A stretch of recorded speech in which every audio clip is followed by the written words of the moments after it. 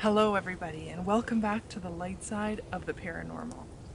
I'm Jenna and I'm sitting here next to this raging campfire. I have my comfy blanket and I have my witch's brew of apple cider, which actually this sounds a little bit more cozy than spooky, but join me, gentle viewers, in some spooktacular stories from beyond the grave. Someone just shot something. What's more spooky than that? This first paranormal encounter is called Wake Up, and it's from Reddit, and it's posted by Sweater Sand. They write, "This is something that happened a couple of months ago, and I can't stop thinking about it. My roommate went out to hang with a guy that she had met and she was interested in. She had talked to him a few times, but didn't know him too well yet. So I was home alone in our apartment, and I was going to bed. I always put my phone on silent when I go to sleep, and I leave it on my bedside table. I was just about to fall asleep when I heard a loud, deep voice scream, 'Wake up!' I shot straight up, and my heart was pounding. I looked around, and there was no one in the room. I grabbed my phone from my table because I was going to check to see if anyone was in the apartment and wanted to have it on me to call 911 if needed. Right as I grabbed my phone, my roommate started calling me. I answered, and apparently she had gone back to the guy's house and he was starting to get really creepy. I won't go into specifics, but he had said some crazy things to her that made her feel unsafe. She was calling me from his bathroom, telling me to come pick her up. She doesn't have a car. My phone was on silent. If I hadn't heard that voice telling me to wake up, I wouldn't have grabbed my phone and known that she was calling me. There's no way to know for sure, but something really bad could have happened to her that night. Whatever it was told me to wake up. I guess it was looking out for her. It scared the hell out of me though." So there's like dogs going wild on another property. And when you live out in the boonies and that happens, usually means there's something on the property that shouldn't be there. So that's spooky. This next one is a little bit longer, but it looks very promising. This is called The House on Alexandria. This is also on Reddit by Crazy Turtle Mama. I like that. There's a whole bunch that are saved that I didn't save. Whoa! But the one I actually saved is not here. The one I actually wanted to save isn't here. That's super weird. Oh, no it's not. I'm an idiot. Ladies and gentlemen, I was looking in my history, and that's how stupid I am. I was looking at my history. Okay. My mother was a single parent of 6, 5 girls and 1 boy. I was the youngest. This took place in Hollywood, California in the late 60s. She knew her kids were all different. She was very supportive and never wanted to suppress our separate abilities. And she would tell us not to go around telling people because they would think our family was crazy. Looking back at my life with my mother, I tend to agree on so many levels. Something she always said stuck with me. People don't like what they can't understand. At that time, we were renting a house on Alexandria, but the owners wanted to move back in, so we would have to move. Mom worked day hours, so the only time that she could go looking at rentals was at night. All 6 of us would pile into this big yellow wood panel station wagon with a suicide seat in the back, and off we would go. The adventure began into the night. Most of the time, the door was unlocked. This was the 60s. All of us armed with flashlights, but we had to be quiet. The scariest times for me was when no doors were open, so me being the smallest, my brother would help me into a window. Are these people breaking into homes to view houses? To possibly buy?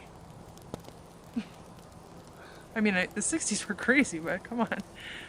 Now that I'm writing this, I believe that was breaking and entering. Yes, I agree. If there was a house that made any one of us uncomfortable, she would scratch it off her list, and then we would move on. It was hard to find a house that fit all of us, especially anything my mother could afford. One day, I came home from school and was surprised to see all of our stuff being moved to the house directly across the street, where an old evil lady with her windows blacked out lived in the back. I finally found my mother and asked her what was going on, and she told me that she got a really good deal and she couldn't pass it up. Just stay away from the old lady, she told me. It was an old 2-story house with wood floors, 1 bathroom, and there were 3 bedrooms. It used to be 4 bedrooms, but a small portion of the back of the house was divided to accommodate another renter, that old lady. I must add that I was young and very small for my age. There was so much room and so much commotion downstairs, my mother was understandably distracted. I asked her why she didn't let me check the house for anything bad first, and she said, "Look, baby, there wasn't really any time. It was a good deal, and I had to take it. Why don't you go check it out now?" Feeling very important, I went off to investigate. I went into the kitchen, big. I went into the dining room, fancy. And then I started up the stairs. Mom mentioned that there was a bedroom big enough for all my sisters, a place for my toys in the hall, and a room for my brother, so I was excited to see all of this. The staircase was enclosed with a door at the top.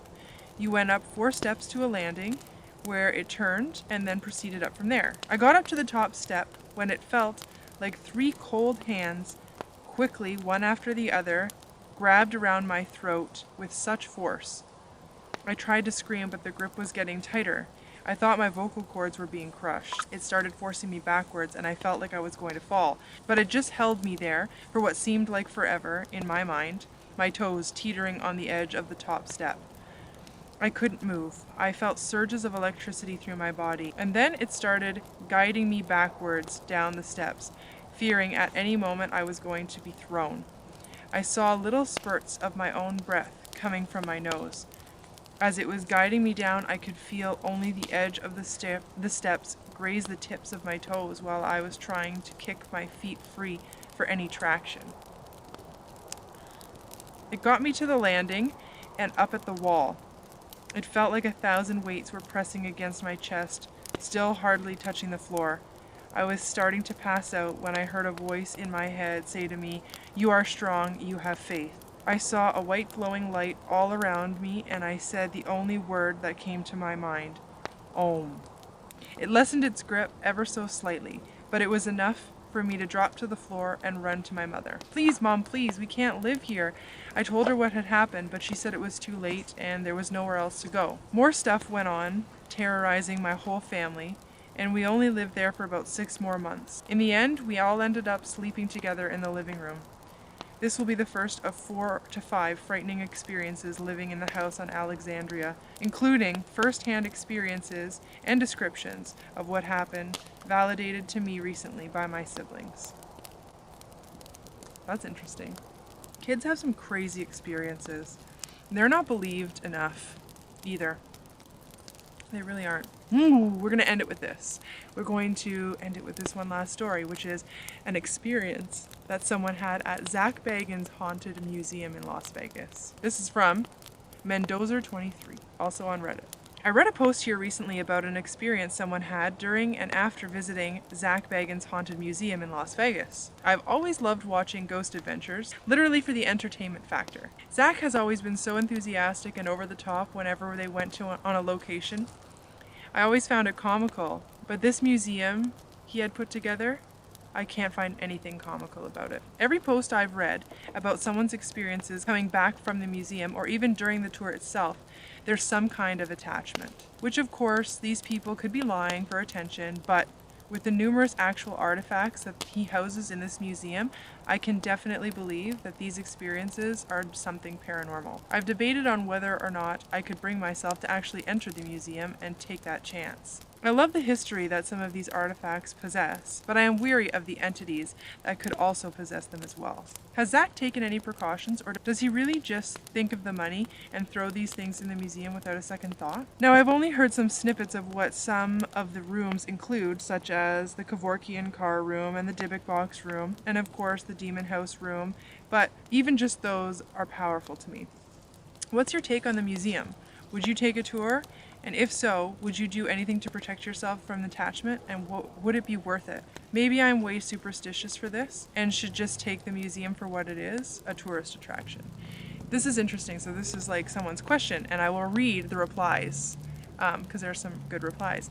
This is exactly in detail a question that I would ask too before going there. This person shows a lot of the same concerns that I would. Pau Eniana wrote, I've been there, and honestly, I've never been the same since. But I absolutely loved it there. So they're different now after being there. Cat Eyes 66 says, I was fine most of the time, but when I entered the room with the head of the Scottish witch, I got sick. I remember facing the head, my vision got blurry and I got dizzy, and I felt nauseous. I can't even remember how the head looked. I walked out of the room and felt better immediately. I stood in the back, waiting for the rest to finish looking. Then the drape I was standing next to kept touching my hand. I was getting annoyed, pushing it away. I thought that maybe the fan was blowing it toward me, but I couldn't see a fan anywhere. Then I exited the museum and a young woman was freaking out and crying very hard, and she couldn't even talk. But I'm still a skeptic though. Dante Chappelle says, it's a very well done museum, even if you're not a fan of Zach Bagans, but enjoy the paranormal or all things creepy. I recommend going. A door opened by itself in the Dybbuk box room the first time I went. This was just after the museum originally opened, and all of the tour guides were new. Our guide was quite surprised by the door opening and even stopped speaking, expecting someone to pop their head in the room. After the tour, while I was in the gift shop perusing, I overheard our guide talking in a whisper to another guide, excitedly telling them that the door had opened by itself. Zachary says, I've been a few times, but my first time I was affected. Everything was fine until I went into the Kevorkian exhibit. Right when I walked up to the van, I got extremely sad. I don't normally have much emotion, and I wasn't really even my own sadness. I just felt this overwhelming sadness and a heavy heart. After leaving that room, you go into the serial killer prison room, and I picked up on some really weird vibes in there. I finished around 7 p.m. and went back to the hotel and instantly collapsed. I was so tired, which is unusual. I just felt beyond drained, and I didn't wake up until the next morning. That's happened to me before. When I feel a lot of other people's feelings and stuff, yeah. You have to, you definitely would have to protect yourself properly before going in there. You would be extremely drained. And these people who are like affected could be possibly drained for like weeks, months, days. It doesn't necessarily mean you're going to go to sleep drained and wake up fine the next day, you know. Some people, it takes something out of them for a very long time until they properly address the situation. So thank you for joining me on this Spooky Stories by the Fire evening. Please make sure to give this video a big like, and we hope that you're enjoying the 31 days of Halloween. Please also make sure to subscribe to our channel if you like our content or if you like paranormal content in general. And please make sure to click your notification bell so that you get notified every single time that we upload new content. And don't forget to always live your life with love and light. Bye.